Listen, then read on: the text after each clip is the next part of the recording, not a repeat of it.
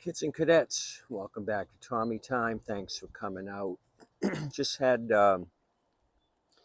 somebody ask me about what I use to repair the tanks with, and I just happened to get this machine in.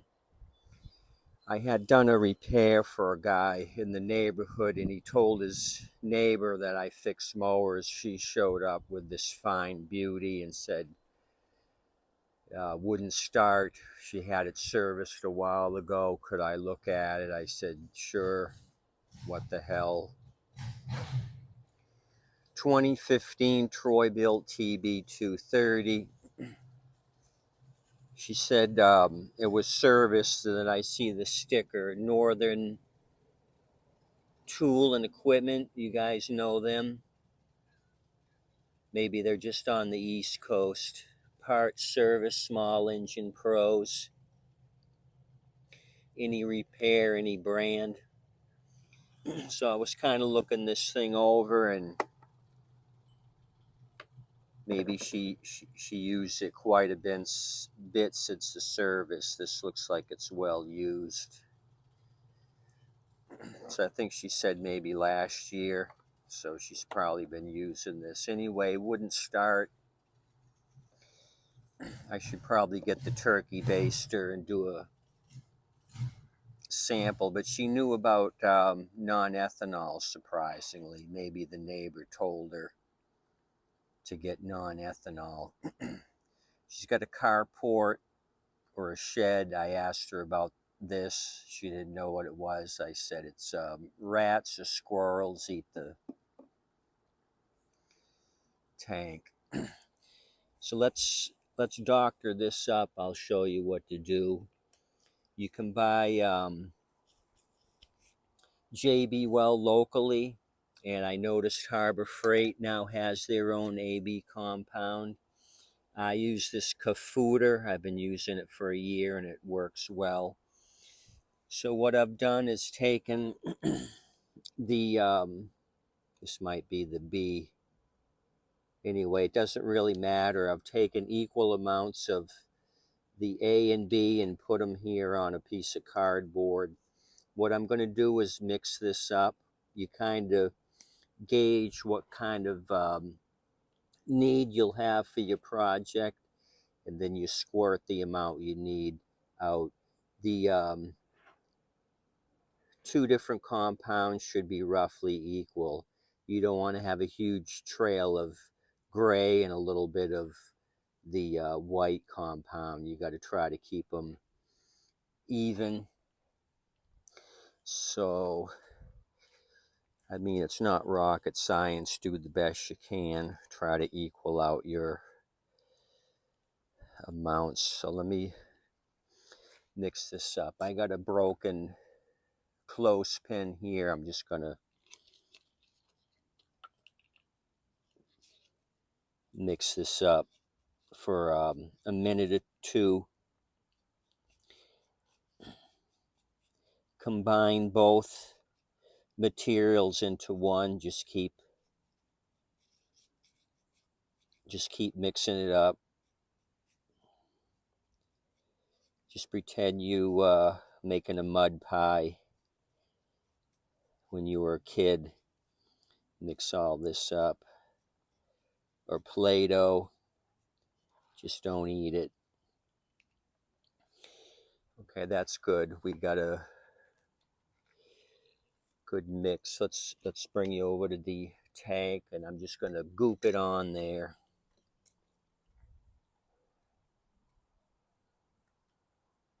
And let this harden. Probably overnight. It's getting towards the end of the day, and I'm working on another project, so I kind of stopped that project because I knew I wanted to goop up this tank so it would have 24 hours to dry.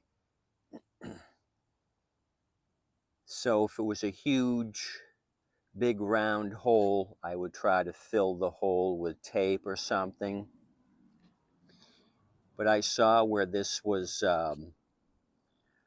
wasn't very wide. I knew this goes on like putty, and I can easily fill that gap like so.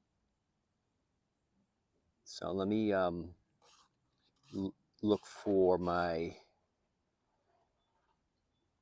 turkey baster. I don't even know what the deal with this thing. I just tagged her name on this, and I told her I would get to it as soon as I could. Like I said, I got another job that I'm doing ahead of this one, and I just finished a job.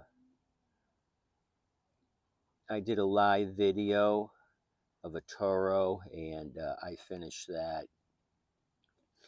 Called the guy, told him to come get it. He's going to come tomorrow, bring me cash for the repair. So something like that. This doesn't really take 24 hours to harden, maybe a half hour, but I want to give it full curing time. The instructions are in Chinese, and I don't read Chinese, so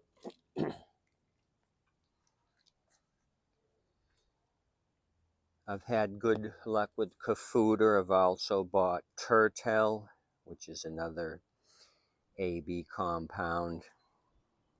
See, it's all in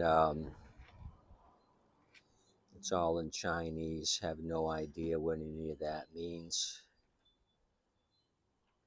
30 to 50 degrees Celsius, so maybe that's the working temperature. That's the only thing I can understand.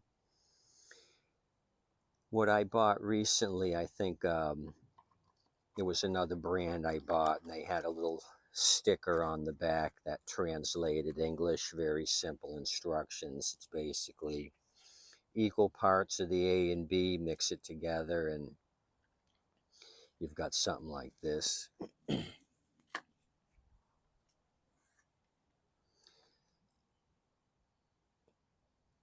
So let me look for a turkey baster, and if I can't find one, I'll show you the project I worked on that I did the live video on. So, okay, I got a turkey baster. So let me try drying out the cup or the container. This should be good enough. It's just a bleach container I cut in half in my Dollar Tree turkey baster. Let's see if she's got water in the fuel. There's a little bit of fuel at the bottom, probably enough to get a sample. It doesn't look too healthy, and there's a lot of debris in the sample. So there was a little bit of water in this container. We had a shower earlier. I don't like the color of that. I'm going to pour this in another container that I have some old gas in.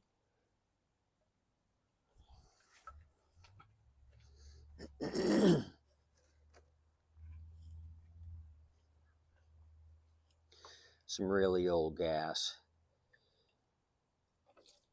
Okay, so now I'm going to have a better reading because I got rid of all the water in this thing.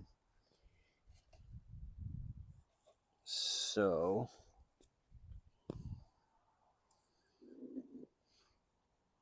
kind of curious what the deal is with this. She seemed to be knowledgeable about fuel. Really contaminated, a lot of debris.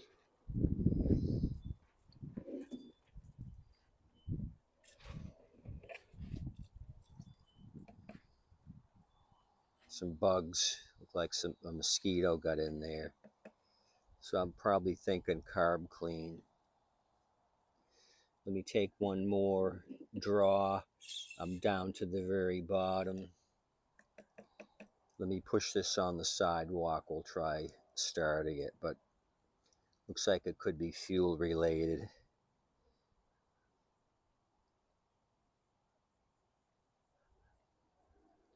crappy fuel. It's really yellow. And I see some separation starting.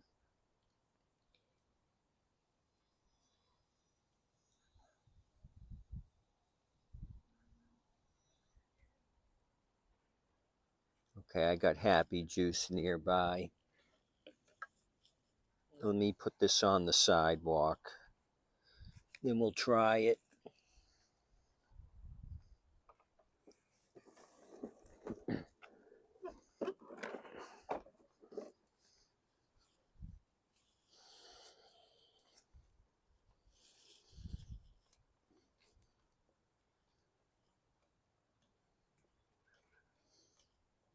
Automatic choke. There's just a smidgen left in there. That'll be enough to try to start this. So let me pull on this thing. Like I said, I'll juice it if we have to. She said the front wheel drive worked, no issues there.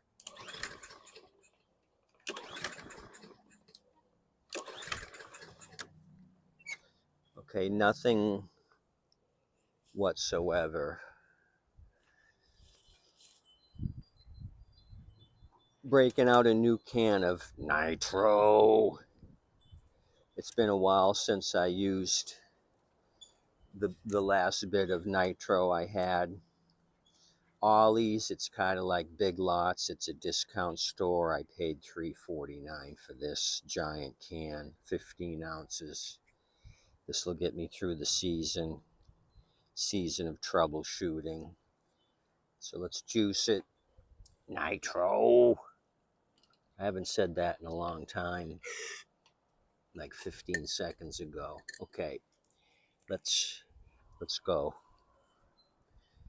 No time for screwing around. Serious about small engines and small engine repair.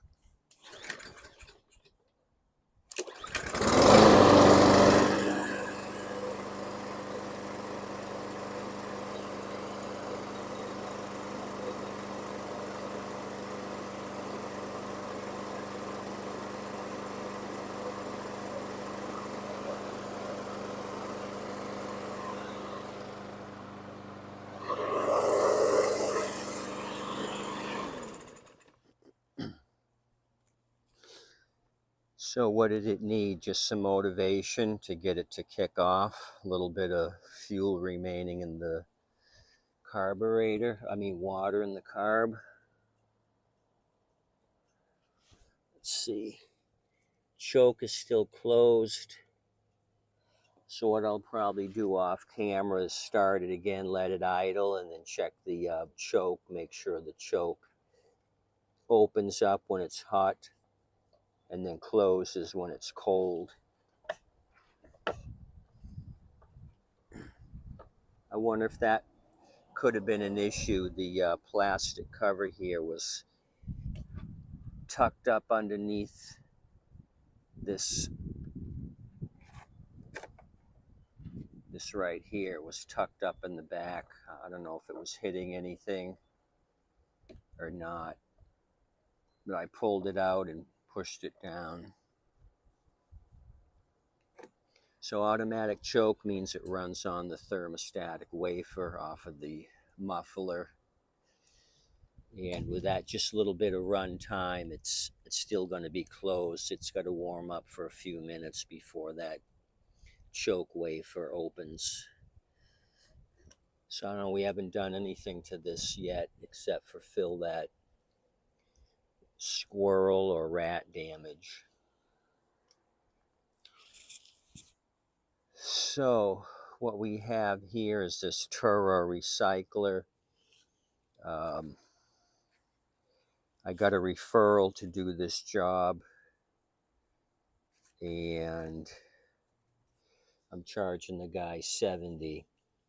When we looked at this live, he had bumped into something and this whole linkage was bent.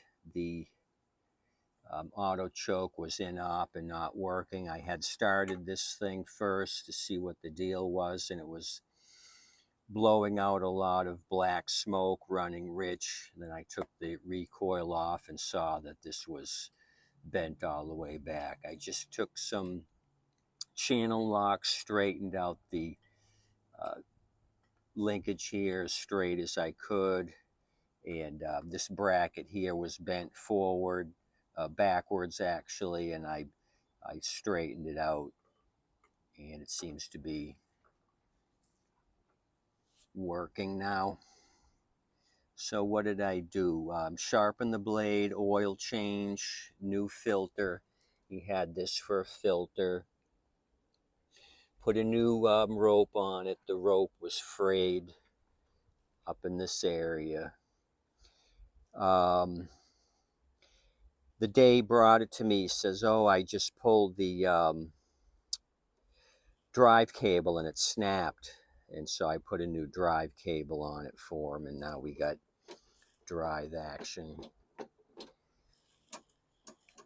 So the new parts, the drive cable, this, the ropes new, and the air filters new. The rest was labor, putting it on, sharpening the blade, and new oil. So I told him 70 bucks. He didn't seem to mind. I also took the cover off here, got rid of all the buildup. I had to have the cover off anyway to put the drive cable here and attach it with the spring on this end. So I cleaned up this when I had it off. Took both wheels off, put grease on the axles, greased this up, greased up this side. I didn't remove the rear wheels and grease those. Took the bowl off. I didn't think I needed to clean the carb. I think I figured out